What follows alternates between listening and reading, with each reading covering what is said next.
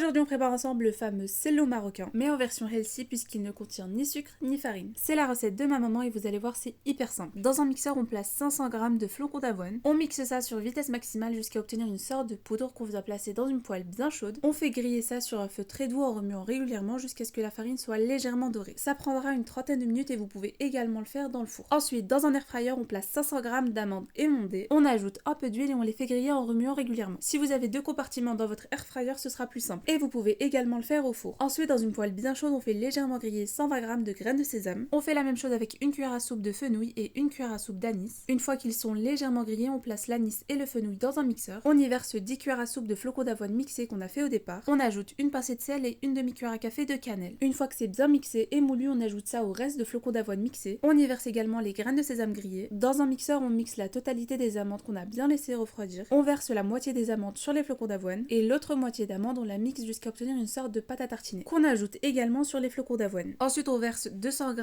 de vrai miel qu'on aura légèrement fait chauffer et on mélange tout ça jusqu'à obtenir une pâte homogène. On ajoute ensuite de l'huile de sésame jusqu'à obtenir la texture souhaitée. Donc si vous voulez un cello plutôt sec, n'en mettez pas beaucoup. Et à l'inverse, si vous voulez un cello bien humide, alors mettez-en beaucoup. Personnellement je préfère quand il est humide et l'huile de sésame j'en ai mis jusqu'à ce que la pâte soit facile à modeler. Et j'espère que vous aurez l'occasion de tester la recette.